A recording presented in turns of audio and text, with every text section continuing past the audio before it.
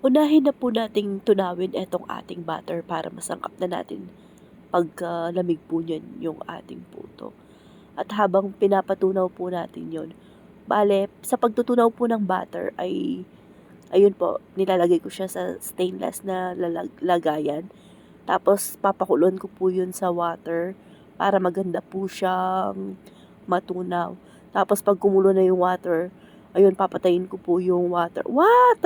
Papatayin ko na po yung kalan, tapos tatakpan ko lang po yun ng pinggan na malinis. At papalamigin po. At ito po pala, no, habang pinapalamig po natin yung butter na tinunaw natin, ay lininis naman po natin yung ulamin natin for today. Di ko sure kung ano yan kung anong tawag doon, yung babaeng galunggong pa or galunggong talaga. Kasi nagki-crave tayo ng kamatis, yung ginisang kamatis. Buti na lang po at mura na lang yung kamatis ngayon. At ayan, habang minamarinate natin sa asin yung ating galunggong, magsangkap po muna tayo ng puto. Bale, sa mga nagtatanong po pala ng recipe ng ating puto, ganito po yung sukat niya. Sa 2 tablespoon ng all-purpose flour, maglalagay po tayo ng 1 cup ng asukal at saka 2 tablespoon po ng baking powder. Tapos maglalagay din po tayo dyan ng 2 itlog at saka half cup po ng milk at 1.5 cup po ng water. Butter po pala yung nilalagay ko sa ating puto. Mas masarap po kesa dun sa oil. Bale, 3 to 4 tablespoon naman po yung gagamitin nating butter or oil para sa mixture po ng 2 cups ng APF na tawag dyan, APF po.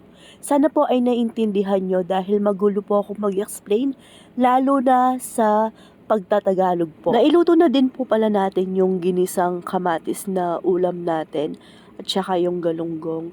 Bale, pagkatapos po nating magluto ng ating ulam, ay sinunod ko na po agad na lutuin yung 2 klase ng pansit po. Bale, pansit gisado at saka pansit canton po yung order. Bale, 3 for 1,200 na po ito. Meron na siyang 120, 40 pieces na po to. Small pansit canton at saka small pansit gisado po. Order po pala ito ni Wilma. At pagka-pick up po niyan, dyan ng asawa niya, yan, kumain po muna tayo bago tayo mag-deliver ng mga pa-order natin na merienda. Na-miss ko po tong ganitong eksena ng pagtitinda natin, yung merienda orders po.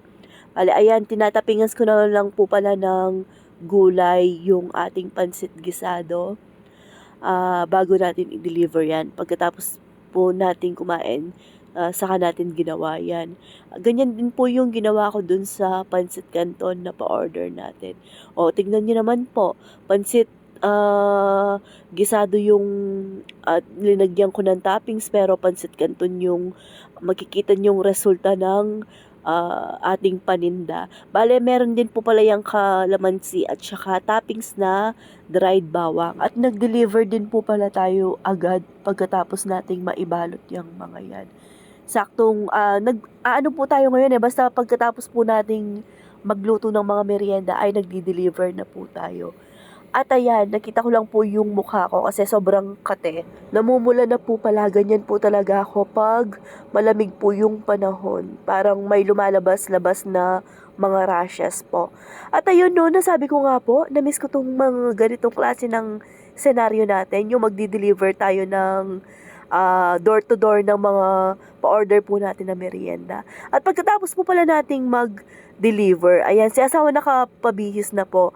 Ako naman po nag-chat si Ella, nakapag-deliver na tayo. Sayang naman po, 3 yung order niya, kaya nilakad ko na lang po. Since maganda din po yung panahon, hindi siya mainit.